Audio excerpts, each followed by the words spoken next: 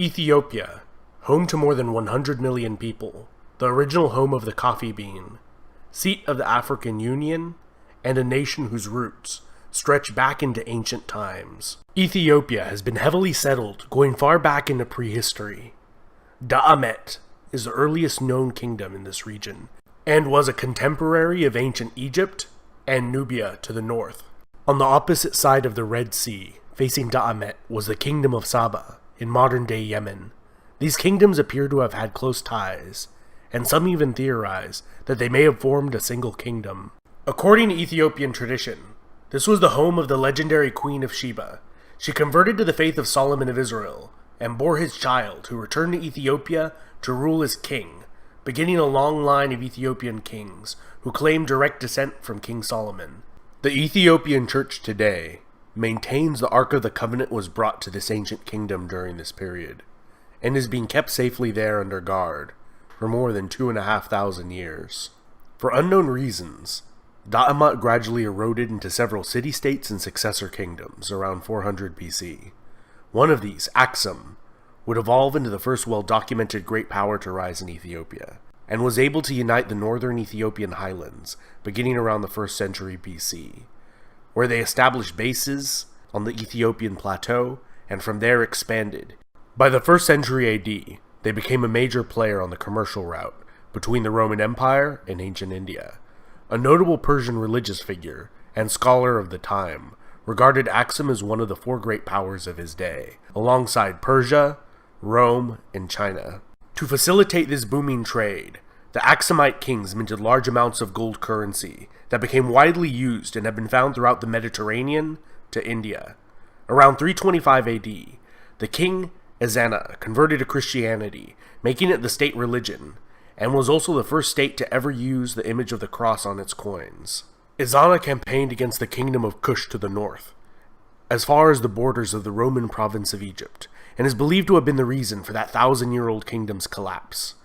Included in his many titles were King of Kings, King of Saba, King of Salhen, and King of Himyar, which are all in modern-day Yemen, indicating that he either controlled or annexed these kingdoms, or perhaps they were merely tributaries. The kingdom of Aksum would reach its apogee during the reign of King Caleb, who invaded the Arabian Peninsula in 520 with a vast army against the Jewish king Yusuf of Himyar, who had been persecuting the kingdom's Christian population.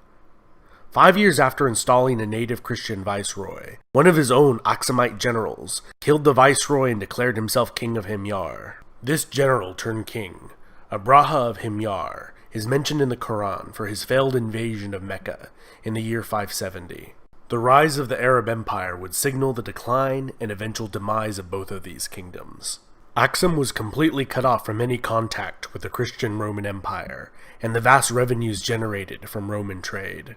The kingdom of Aksum had a slow decline and began to contract back into the highlands. The kingdom of Alodia formed on its northern border and converted to Coptic Christianity and spoke a Nubian dialect, in contrast to Aksum's Semitic dialect and script, used since the days of Da'amet in the 9th century BC.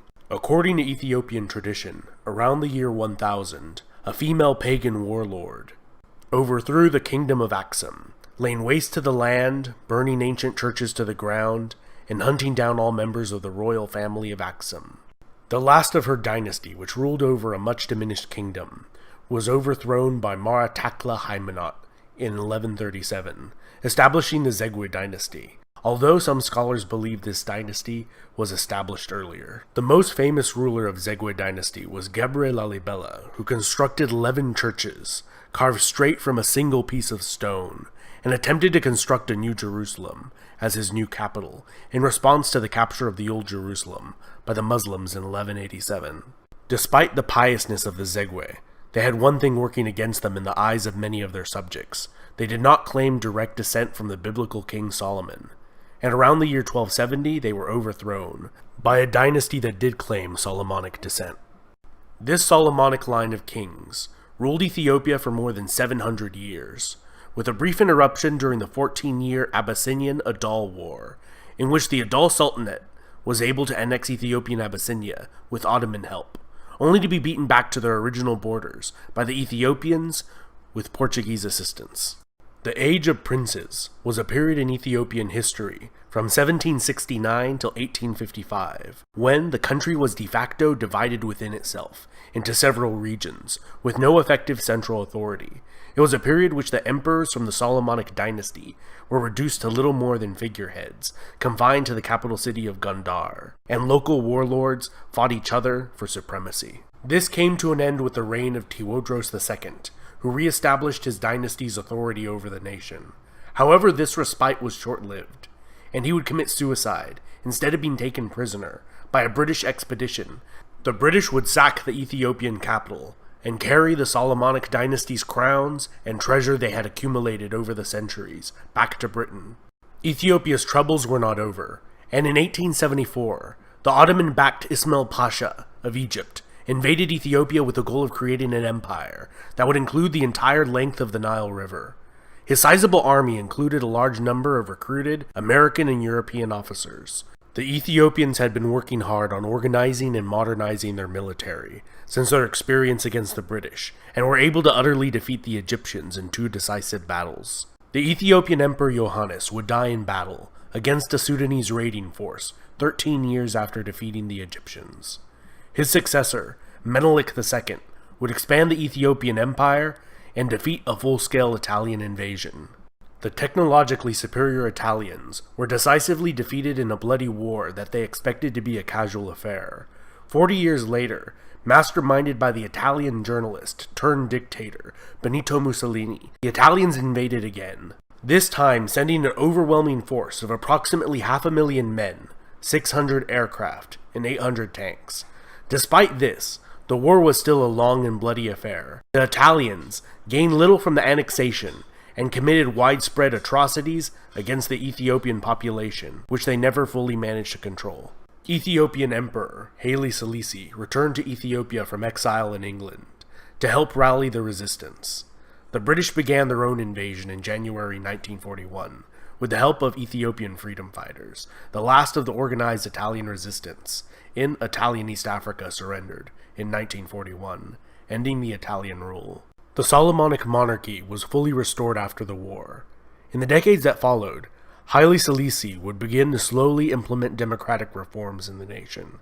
However, many blamed his grasp on power for the slow pace of modernization.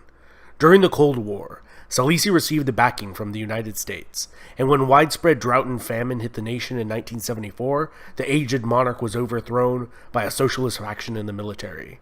They viewed Selassie as an agent of the corrupt capitalist West, and united with Eritrea, forming a larger chaotic state that was plagued by infighting and disastrously planned and implemented socialist policies. Eventually, Mengistu Haile Mariam brought an end to the more than decade-long power struggle and attempted the creation of a state following the Soviet model, famines and genocide included. In 1991, as rebels closed in on the capital of Addis Ababa, he fled and was granted asylum in Zimbabwe as an official guest of Zimbabwean President Robert Mugabe, where he still resides today at the age of 80, despite calls for his extradition.